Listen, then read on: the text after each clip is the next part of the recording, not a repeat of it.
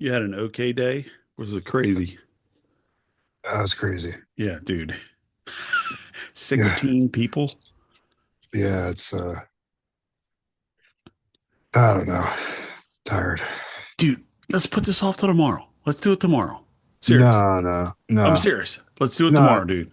And I already have everything all settled. Are you sure? Yeah, Okay.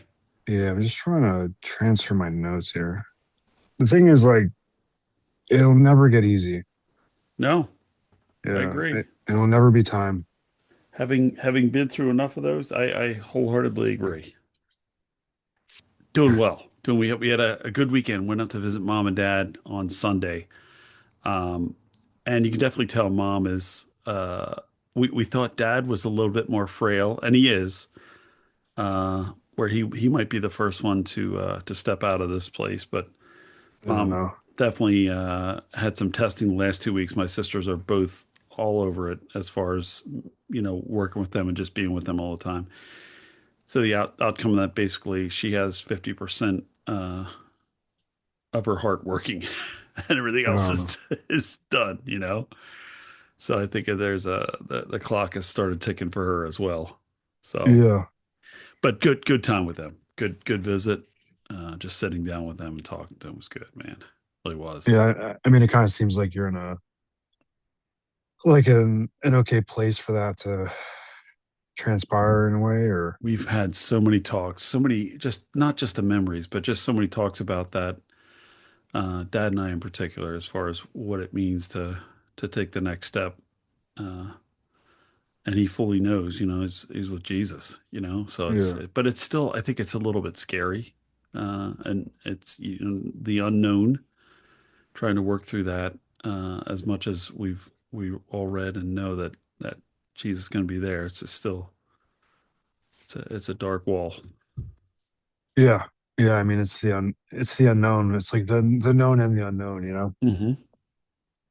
I was talking to one of my clients, and they were kind of asking me like, how do you do what you do? Like in terms of the sheer volume of it. And Yeah, yeah, I was just telling her I only think of life 1 hour at a time, like literally, and that's kind of how I operate, yeah. especially with the type of work that I do. Like my Oh, life that's is broken up into hour segments. So even when I'm not at work, I'm always looking at the clock. I'm like, oh, I yeah, have an hour left to get something done. I have an hour left to relax. I have an hour left to like fall asleep. So sometimes the clock is like my worst enemy. yeah. I would believe that it works for you, but it also can be that could be a gotcha. I might need your help a little bit to talk because my brain's kind of fuzzy. But I was I think I was reading the word the other day, and this chapter in Philippians 3 really just like jumped off the page and really resonated with me. I read it like a bunch of times.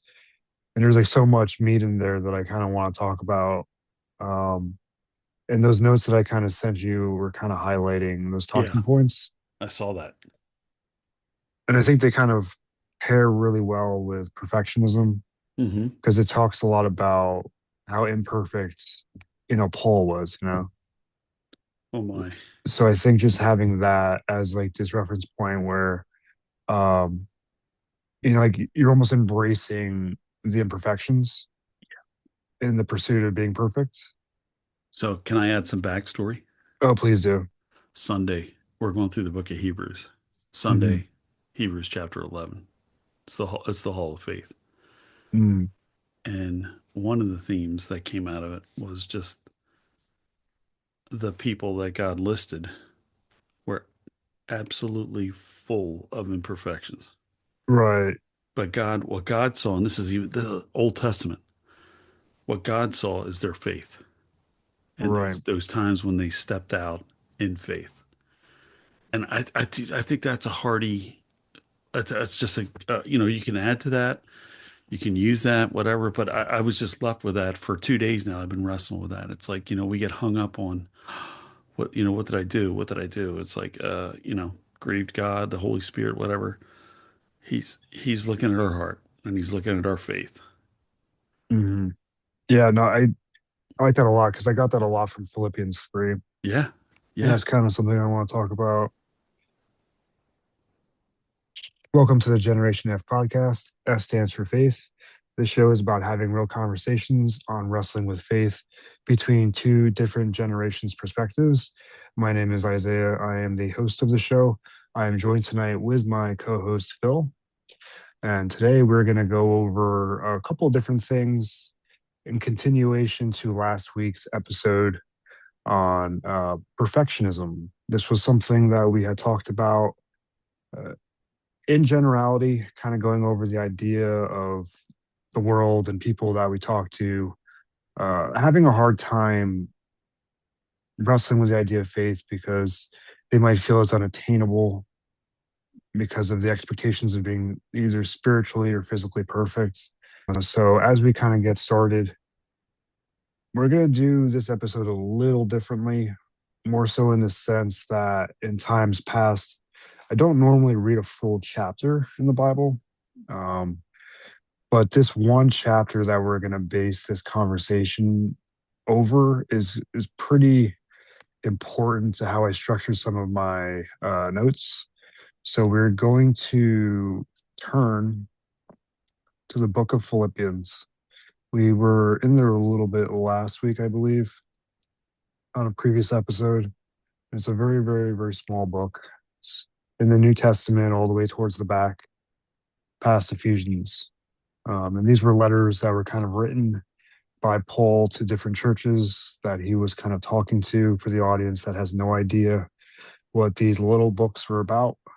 They're just kind of letters of instruction and encouragement to the different regions in Europe that he was in connections to. So in my children's Bible, I'm turning to Philippians chapter 3. I'm going to read the chapter and break it up into smaller chunks just so people don't get lost. Couple verses at a time where I feel like it's important for us to kind of talk about the message and then kind of dissect it as we really spend this whole entire episode going over this one chapter. And it says the importance of Christ as my header. It says, "My brothers, be full of joy in the Lord. It is no trouble for me to write the same things to you again, and it will help you to be more ready. Be careful of those who do evil. They are like dogs. They demand to cut the body, but we are the ones who are truly circumcised. We worship God through his Spirit.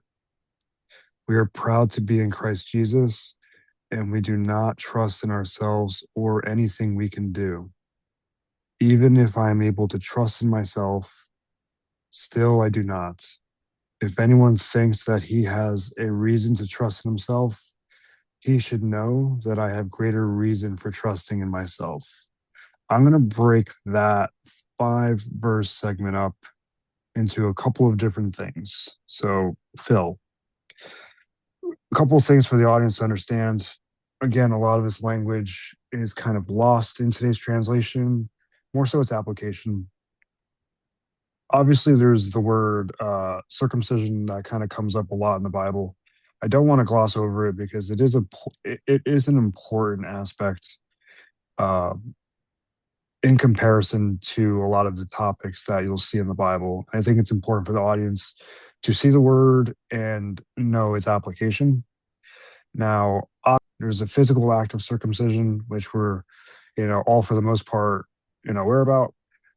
But in context of the Bible, when we look at the Old Testament, one of the things that you see in previous stories is God causing or calling a certain group of people to do this physical action to be set apart, right? It was kind of like a branding or a marking for this tribe to look very different than anyone else in that region, right? So you can kind of think of it as like having a tattoo or having a very specific representation of the tribe that God was using in that time period within the certain Old Testament times. So when Paul uses the word circumcision, he's really talking about how we've set ourselves apart and changed, you know, who we've resembled in the past, right? That's like one application that you would really see a lot in the New Testament, where there's a separation between your former person or how you were previously, and then also, who you are now. There are other applications. I don't want to say that's the only way that that word is used, but at least in this context, there's this idea of separation through God, right? Phil, do you have anything to kind of add to that? I do, not necessarily along that piece with the circumcision, but just the warning that he gets out early on in this particular letter where he says beware of the dogs or watch out for the dogs. And then Hmm. he clarifies, he says evil beware of the evil workers. Hmm. And I'm still struck with that. It's like, okay, are the people, are the entities trying to, just come in and wreak havoc amongst the early church? It's like, all right, what's going on here? And I definitely want to unpack that a little bit more, but I think we will as we go through this whole chapter. I think that falls up, but I think it bears noting, for at least for me, it's like that hits you in the forehead. It's like, oh, there's whatever these entities or people are that are trying to do us harm. No, definitely, especially in specific translations, you'll see different wording of that. But yeah, you know, without going too off topic, there's a lot of reasons for those words to be used, both in a physical and a supernatural sense. Um, and that is something that I've always seen when I read that. I'm like, okay, like, what is the context? My mind can kind of drift and understand different applications. But when you're reading the New Testament, there's a lot of indication that we're dealing with not just the physical world, right? Hmm. We're dealing with a supernatural realm, the good and the bad. So Yeah, there is this nature that a lot of these warnings are coming, not just in a physical sense where, they're receiving a warning for something regionally or governmentally, but there's also supernaturally threats that yeah. these people are kind of dealing with. I wonder What? too. Is he calling for focus from Yeah, the people that he's writing this to? I mean, hey, don't miss this. This is right here. Stay focused. Stay sharp. yeah, no, and one of the things that we're going to be looking for in this chapter, and I'll kind of go over the three prompts as we kind of come across it. But the first thing that I want to kind of paint with the idea of being spiritually perfect is for us to kind of understand where we came from. Okay. That's going to be the first bullet point, where we came from, like our origin. Whenever we think of perfection, we have to think of what happened before perfection. Who were you before you were perfect?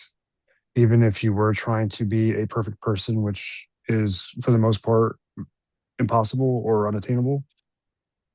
So as we go through these next couple of verses, Paul really kind of hammers this home, especially in the next two verses. So when we're reading this, I want the audience to understand that Paul is trying to tell you his origin, someone who we would perceive to be perfect, or at least a role model in the church, and how he's identified himself.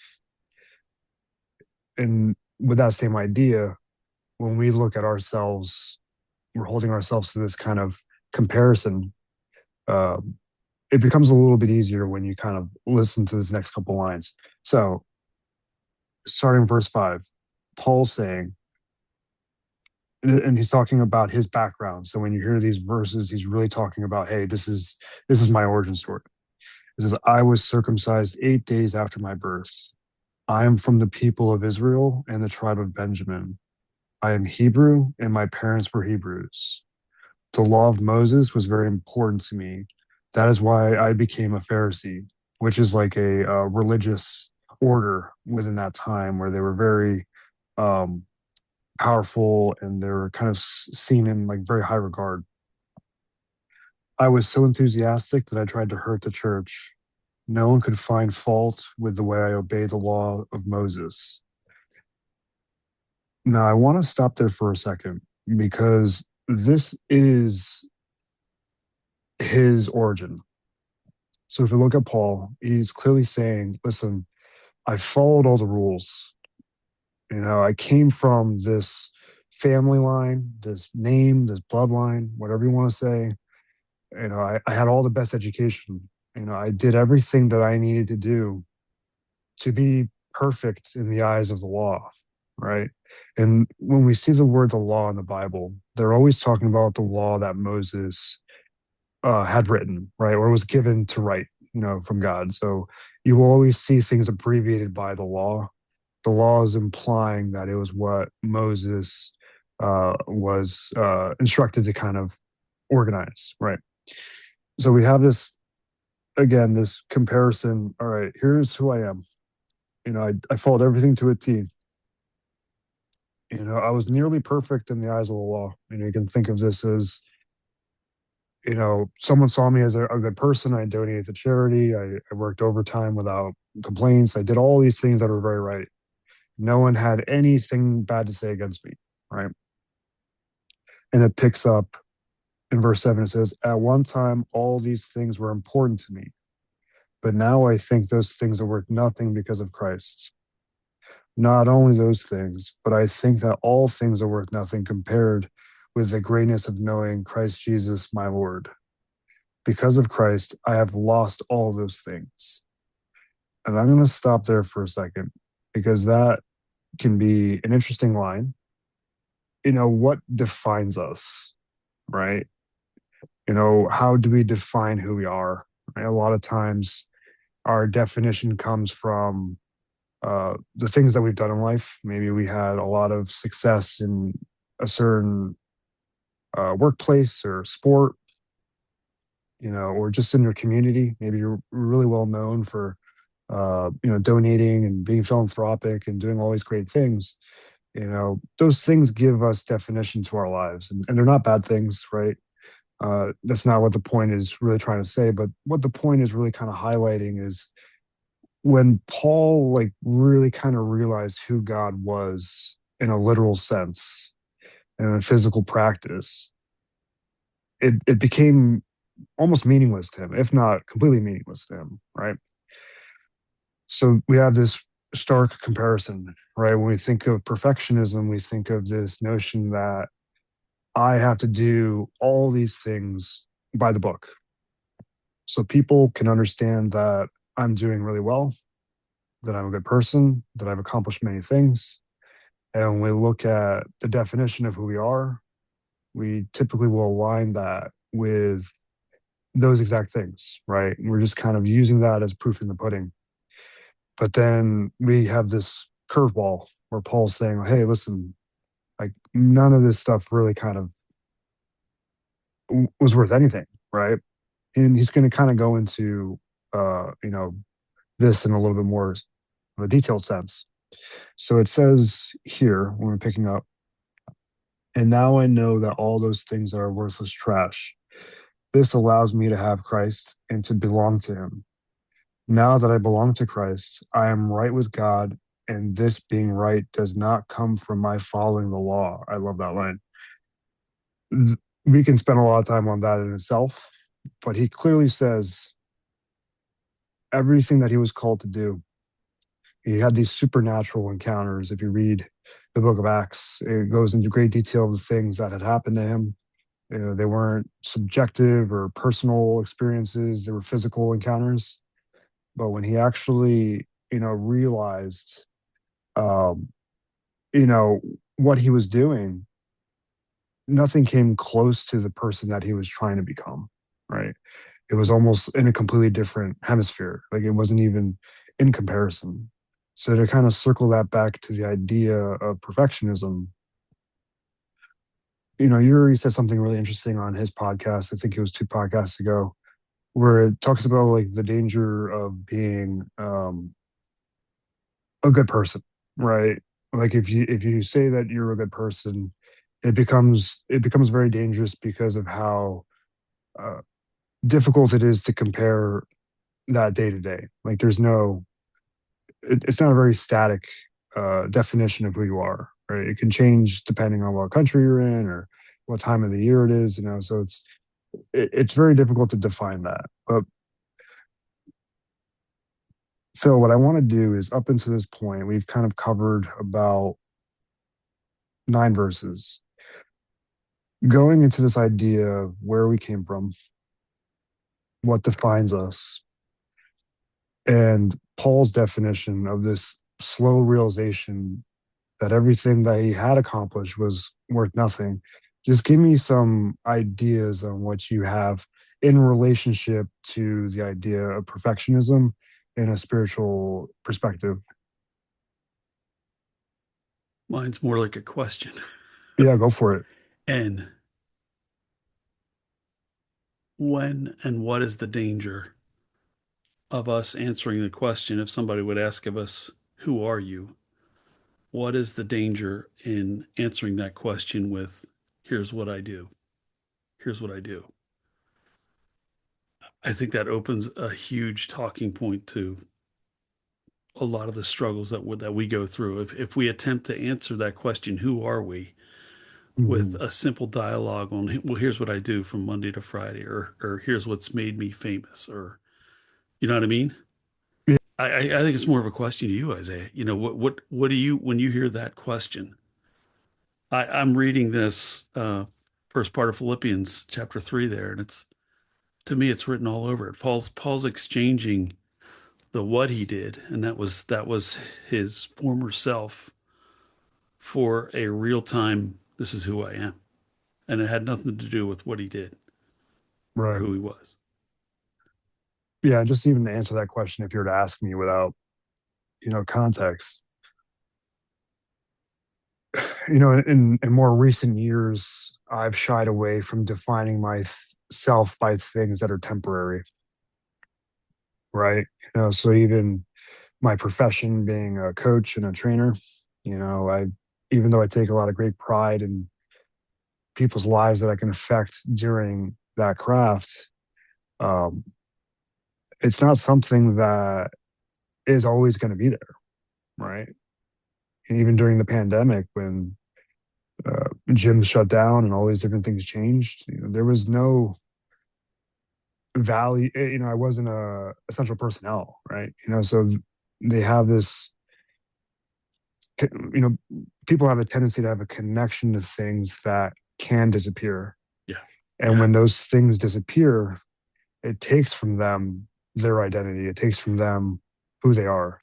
Is that an easier identity to deal with and wrestle with than what you're talking about here in Philippians? The lordship of he's talking, Paul says, he's now my Lord. So he controls everything. That's a tough identity to I think.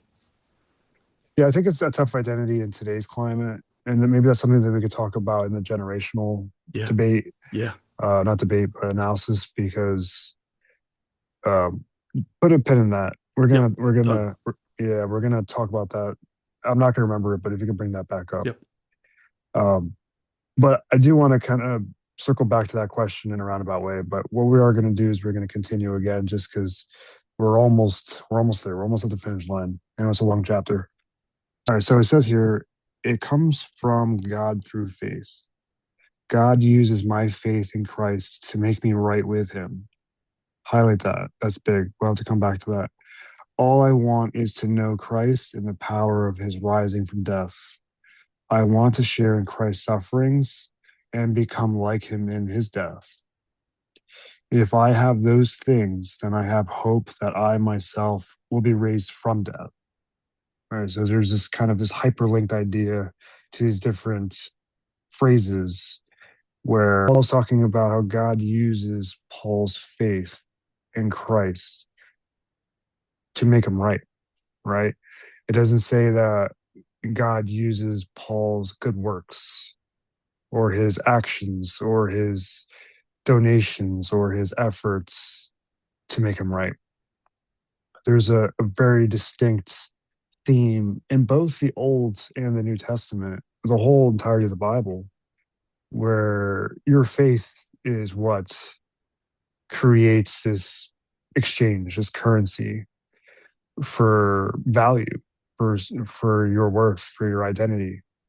where a lot of the people like Moses and Abraham were valued because of their faith, not their perfection, because they had made many mistakes. Moses was a murderer and, disobeyed and did all these different things. And Abraham, also did very similar things and kind of lied to the Pharaoh and did all these manipulative things to kind of save his own skin, right? So we see this faultiness in everyone that we're looking at. So we obviously see that perfection isn't used by God, um, but perfection is made through the faith that we have with God, right?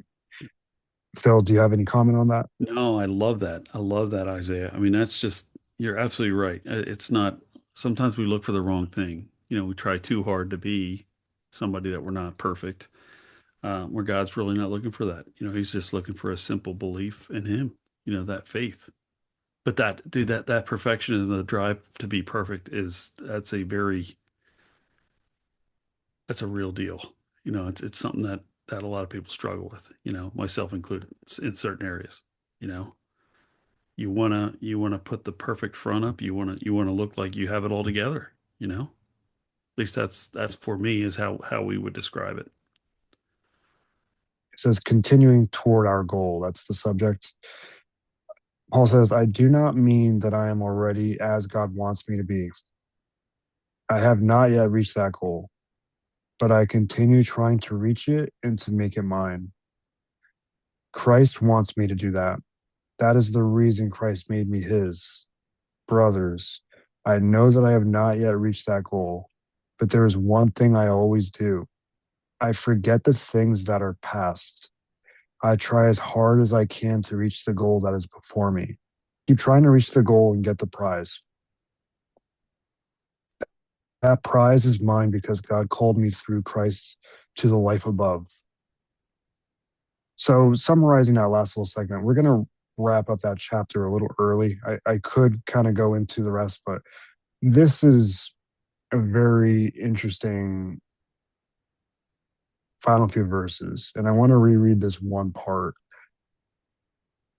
It says, brothers, I know that I have not yet reached that goal, but there's one thing that I always do. I forget the things that are past. I try as hard as I can to reach the goal that is before me. That line itself is very thought provoking, especially in in general in life. We always are thinking of our past, right? We're always comparing how we are seen by others by the things that we've done in a prior time, right? This comparison, this idea that I'm imperfect because of the things that I've done, right? That is almost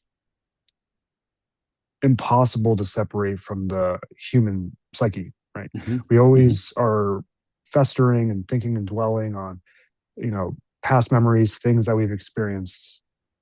But Paul is basically instructing us, forget about those things and focus on the things that are right in front of you, right? Which implies to me when I see that in a mechanical sense, there's a very current like stasis that needs to occur for you to have perfection. It's not a destination, it's a process, right? It's this present state that people never really exist in because in most cases people only exist in the past or the future, right? They never are currently trying to work towards something. They're only focusing on the destination or where they started. And Paul is clearly not necessarily ignoring those aspects, but shifting the focus to the present tense, which is what we're called to do. We're called to, occupy ourselves with the things that we do and to focus on the example that God gave us in Jesus as a model for perfection, even if we never achieve it. So to bring that idea kind of full circle with this idea of perfectionism, we didn't solve anything, but we did find some interesting questions to kind of ask ourselves. think of what defines us, you know, what are we proud of? What are we known by? Right? All of those things imply a previous interpretation of who we are, right? Something that we've done in the past, right? And when I talked about when I try and tell people what I identify as, one of the reasons why I try and stay away from things that are temporary, not even just temporary, but things that are in the past, right? Things that I haven't yet accomplished. I'd rather have someone know something that I'm currently doing, right? I'm currently, trying to, struggle with a relationship with God. I'm currently trying to be a good husband. I'm currently trying to, treat people with kindness and respect. Those are things that are a little bit more current and a little bit more qualitative in a sense that you can't take that from me, right? You can't take those things from me.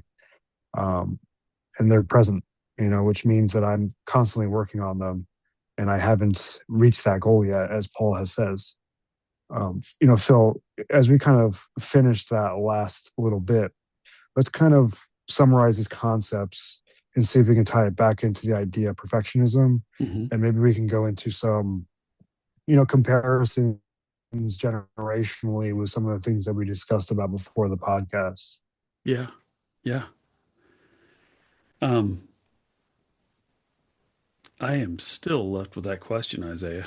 How do we answer the question of who we are?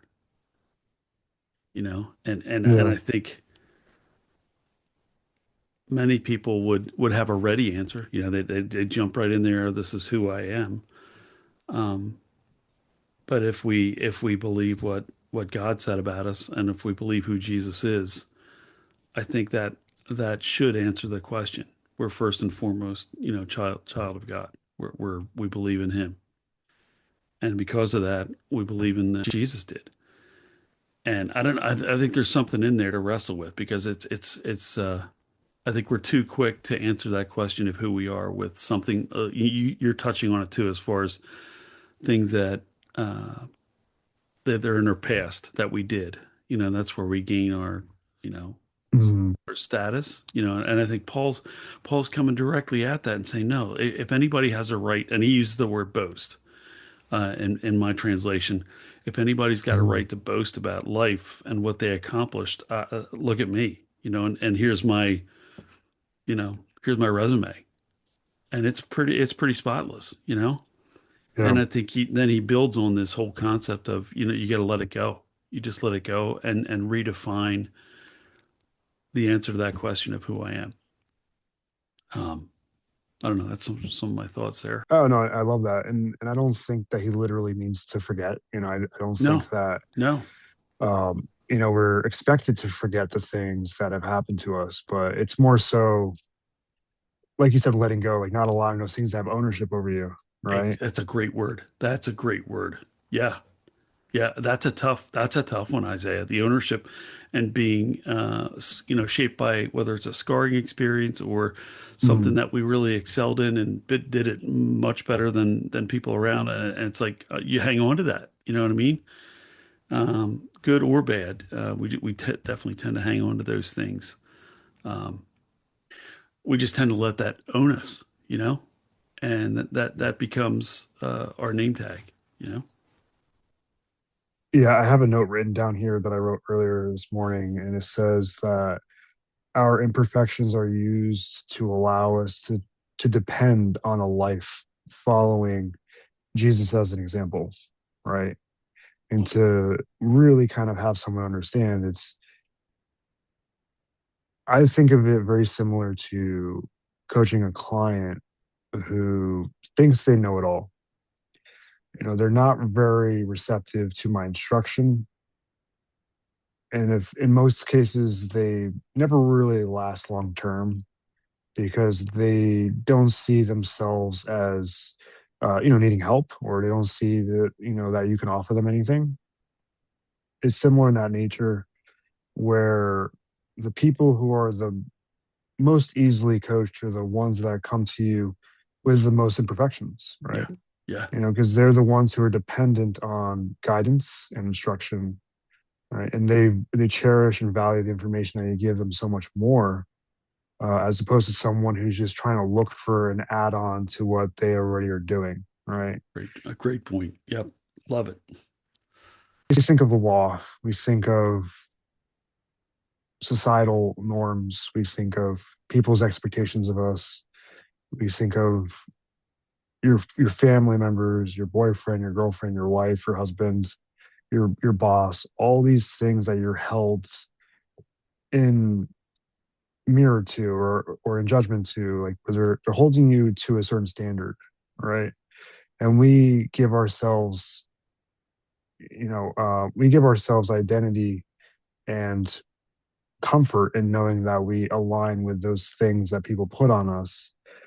But in the Bible or in this chapter, it's completely contrary to that. It's saying that, hey, listen, your belief is what makes you, you know, perfect. Your belief is what puts you closer to that path versus your physical actions, right? Hmm. Hmm. Which a lot of people will have a hard time with. Yeah. Yeah. Um, and that can be a topic for another time. This I think that'd idea be a of, great topic. Yeah. yeah, yeah, and that is a loaded question that a lot of people will have in terms of the idea of doing, good works versus having faith. And there's nuance to it, and those are things that we can't just have this very generic answer to. But at least in the context of how we should see ourselves, which is what I want these next couple of episodes to be about, is identity based. When we think about perfectionism, it's an identity comparison versus, are you actually doing what you're supposed to be doing? Yeah. We're trying to figure out, are we on the right path, right? Hmm. Hmm. Great question.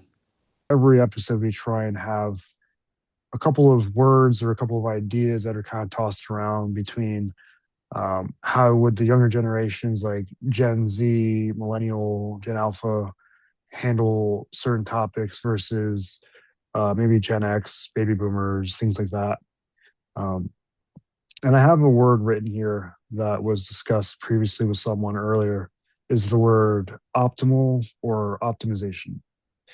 So when we think of that, and it doesn't have to be a spiritual like answer or something related to the Bible, but when you hear that word, what goes through your mind, you being from a different, you know, time period, if you will? Yeah. That I'm not going to say a blank mind. That's not a good Yeah. admission, is it?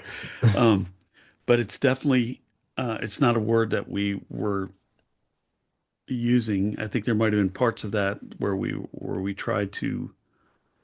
Um, no, I don't know. To me, that was never a word spiritually that that those two words never collided to me. You know what I mean? That the Mm. your spiritual walk and faith and optimization. I'm not sure that ever hit the fan together. You know, you can cut that What out if about a you need. physical sense? Like, if we're not even, oh, no, no, it's okay. Um, that's a good question. Yeah,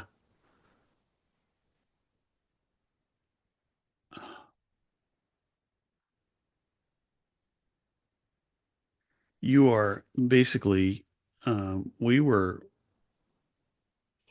taught, that each person obviously had gifts and stuff like that. They were given that from God, whether it was serving or caring, hospitality and stuff. And there was definitely a concerted effort to bring those gifts together. Um, and what that looked like was the body. It looked like many people coming together to function together um, in unity. And I'm not, I think there were certain things that were gained because of that, and maybe optimization was one of them. You know, um, that's really the only thing I can think of, Isaiah, that manifested that word in earlier in my time. You know,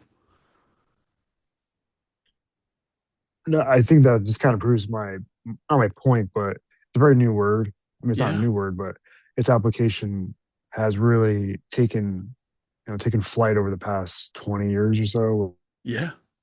where everything has to be optimal and maximized. And it's definitely something that I will use a lot in my job, in the sense of, what is optimal for someone to do in terms of training, because we're doing that the dosage is appropriate for the person.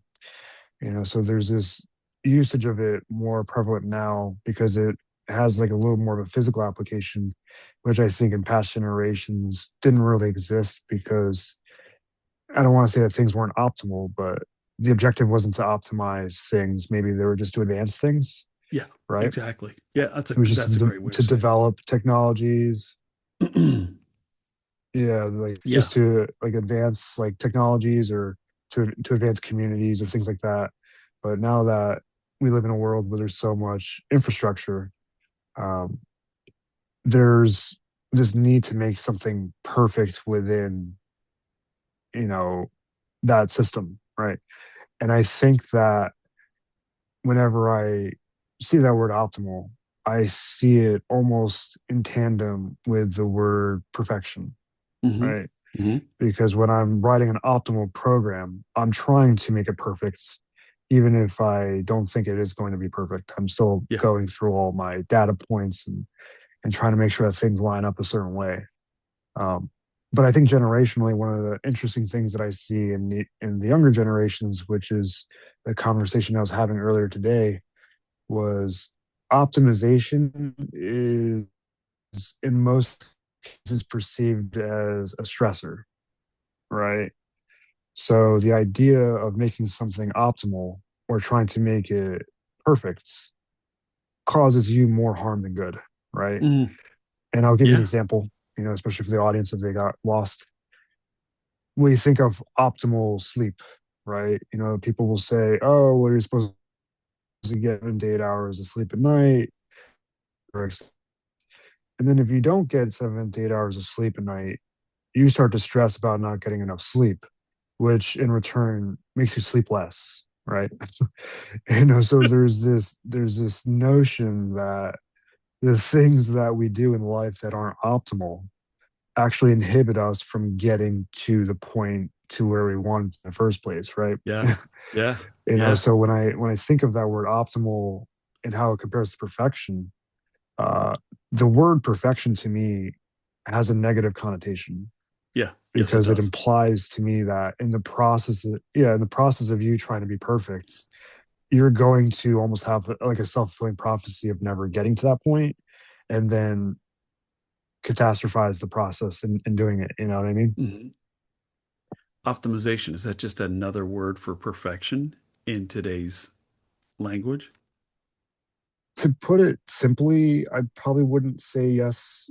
I'm sure someone would be screaming at their phone when they're listening to this, but it, I would really think of it as making something more uh, fail safe, Yeah. or if you have Okay. something that requires a certain amount of efficiency, you're trying to find ways to make it more and more efficient, right? Which is a process, right? It's Yeah. perfection. You're Yeah. trying to perfect. If you're using perfect as a verb, you're trying to perfect the process of what you're doing, right? But even that action can be a very anxiety inducing process, which would probably deter a lot of people from wanting to do it. Hmm. Hmm. That's why a lot of people don't go to they don't work out, or they don't eat well, because they're being told that these things that they're doing have too many rules behind them, or too many variables that need to be accounted for, and it almost seems unattainable, Yeah. right? Yeah. So spiritually, when I see the comparison of our faith being what defines our perfection, that's that's a huge encouragement to me, Yeah. because it isn't necessarily an optimal thing. It's the fact that I'm just constantly pushing towards that road, right? That destination. Another question. All right. It says, include something about how to use perfectionism for good instead of allowing it to come in between our relationship with God. Example thought that people struggle with: I'm not good enough to even come to God or seek his help. Mm, yeah. Let's unpack that. Wow. I mean, if you follow the script, um, I agree that none of us are good enough to approach God. None of us are good enough. We've done anything worthy of His presence. We can stand in that presence because of Jesus, and I think that's a freeing realization. At least it was for me, to say, "Wow, this is not about me."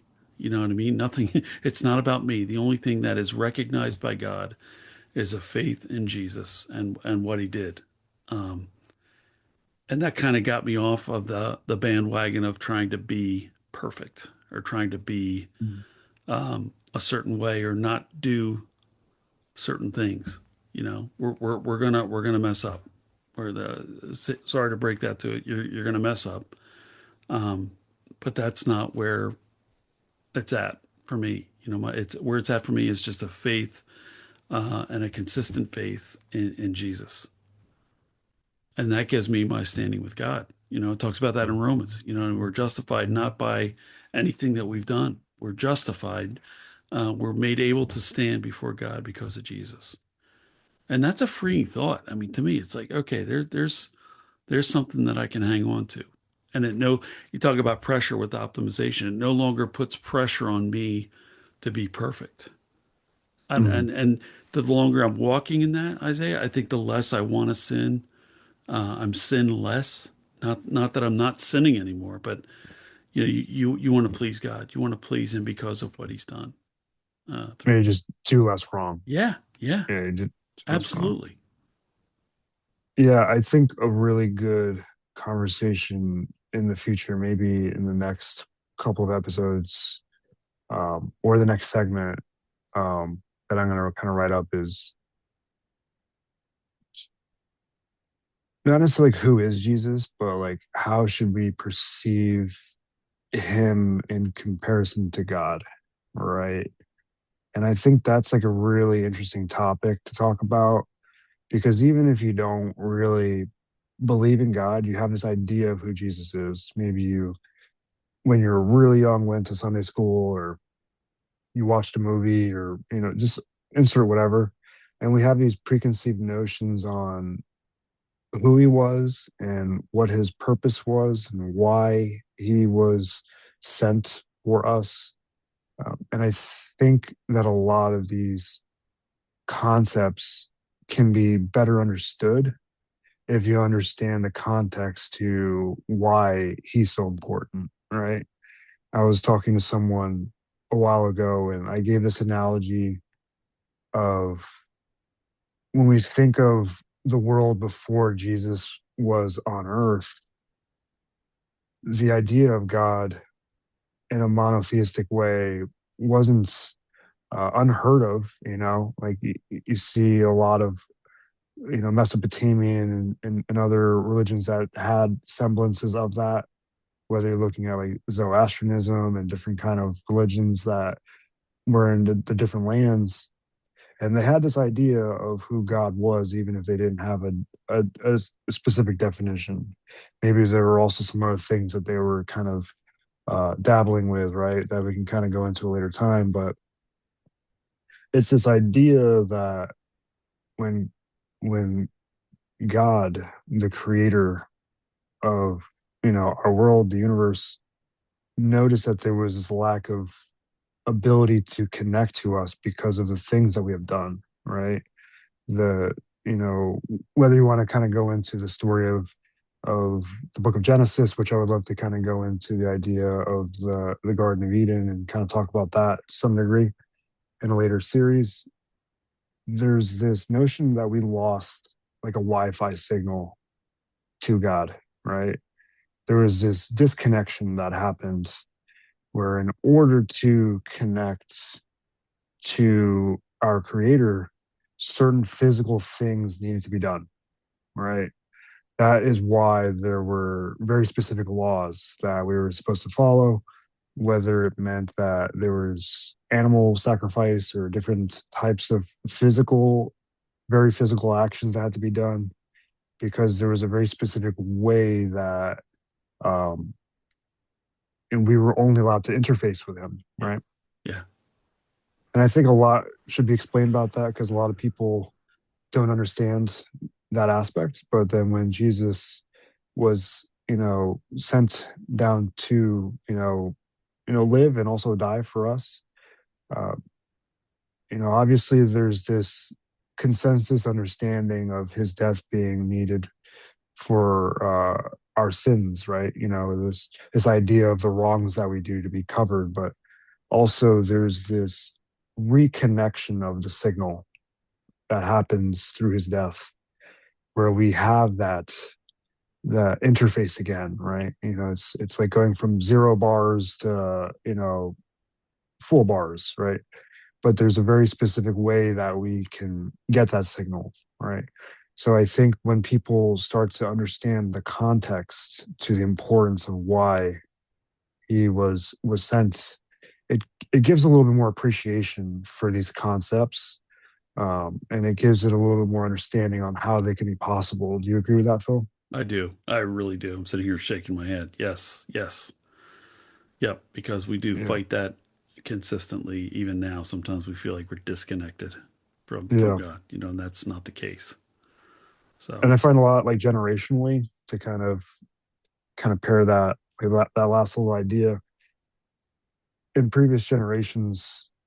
I feel as if there was an oversimplification of who Jesus was hmm that hmm was communicated by your parents or your parents' parents or yourself, or because so much of culture was already a part of the church, even if they didn't really appreciate it or take it yeah, to heart, yeah, yeah, that the nomenclature and the verbiage that was used was just more generally understood.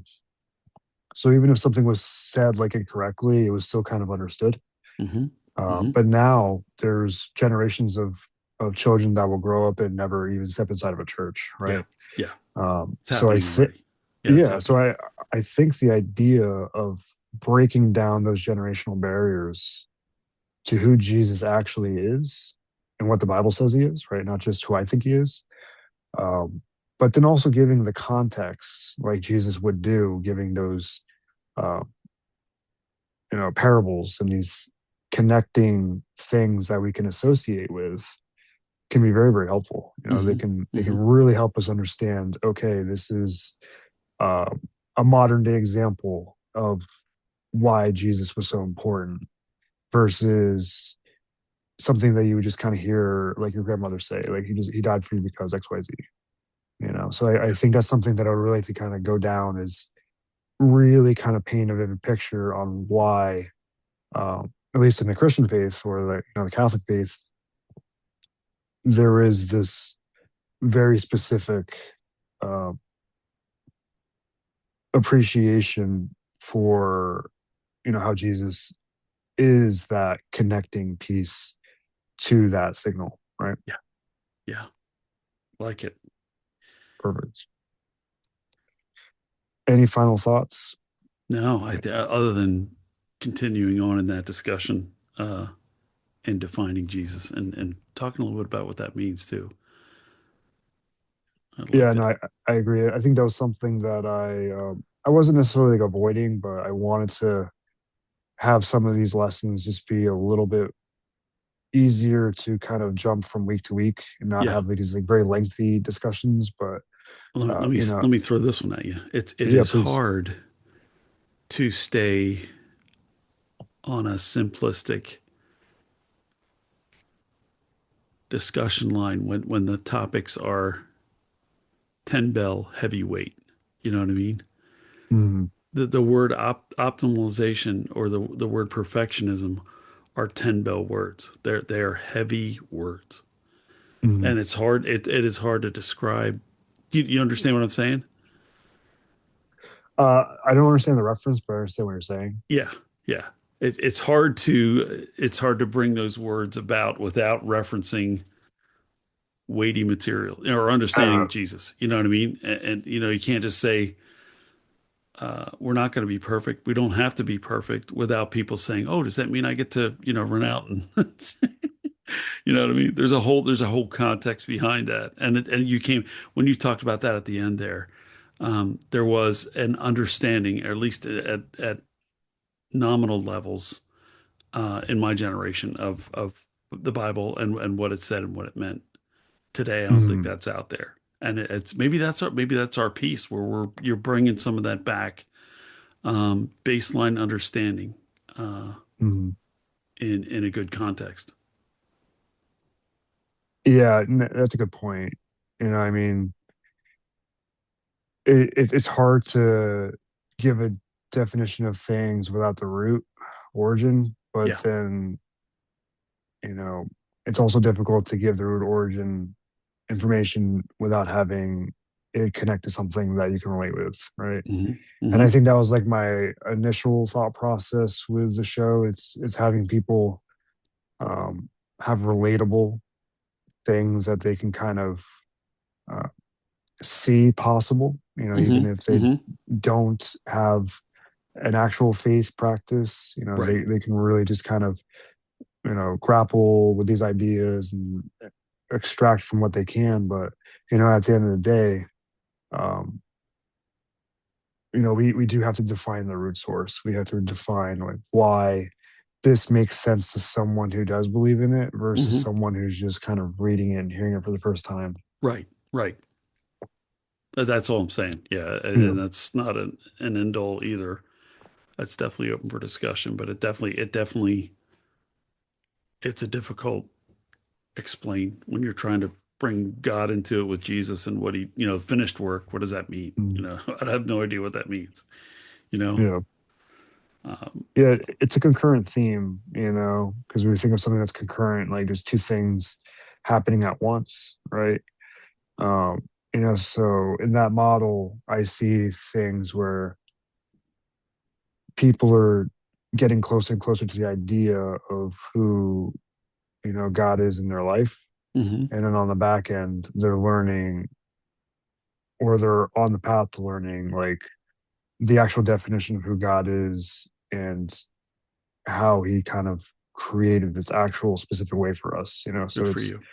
Yeah. I think of it in I think in one of the scriptures in the book of um I want to say it was one of the epistles, but Paul says like, to the Greeks I was Greek, and to the Romans I was Roman, and to the Hmm. Jews I was a Jew. It's sometimes you have to just kind of use whatever you can to have the masses or the people understand what you're saying until you can bring in another idea. Yeah, I'm with you on that. Yeah, definitely. I like the way you said that, dude. I like that. I Cool. like it a lot. All right. Oh, we never really answered the question. um my answer would be, well, we did kind of answer it in a roundabout way, but the question again was, can you use perfectionism in a good way? That was kind of like the TLDR. Hmm. Hmm. I think yes and no. Like no would be, you'd have to change the meaning of that definition to you so it wouldn't have a negative connotation. And yes, in the sense that we are called to strive to be perfect, even if we never get there. Right. So that is that concurrent idea where, okay, Jesus calls us to be like him, you know. Paul says, even though I tried to be like him, I fell short many times, but I'm still on that path, right? So it's this idea that you can strive to be perfect, but the perfection has to come from the source. It can't come from your own hands, Yeah. right? Yeah. It can't come from the good things that you're trying to put in your life, um, forcefully or organically, and using that as a way of you saying, okay, I'm closer to the end goal because I've done X, Y, and Z, right? So it's this idea that uh, spiritual perfection is something that we should strive for, but it's not by our own will. It's not by our own strength. It's like a conduit. Like we have to experience it through um, you know, the spiritual help that Jesus provides to us Hmm. versus I have to physically manufacture these things to happen for me to win favor in the eyes of God. Right. That's right. Okay. That was a summary. I think if the rest was incoherent, I'm sorry. I did my best. This is the best you're going to get from me. After 16 clients and a Yeah. 12-hour Yeah. day, No, that was a 16-hour day. 16-hour day. Yeah. Oh, Yeah. 16 clients. Wow. Yeah. 16-hour day. Yeah. Yeah. It's good just to be talking at all after 16 hours, dude. Yeah, I don't even know. Like, I just open my mouth and hope things come out without mumbling too much. Mumbler. And Oh, my. so, in summary for the episode, um, I hope you guys enjoyed this episode. And if you didn't, I'm sorry. We will be on again next weekend, hopefully with a guest, potentially my wife. If not, I have a couple other guests lined up. But you can reach us at generationfpodcast@gmail.com. And I'm in the works of creating an Instagram. I just have not had a lot of time to play around with it, but we will get to work on creating other means of sharing these episodes. In the meantime, I hope you guys enjoy the rest of your week. God bless, and I will see you guys on the next episode. Bye.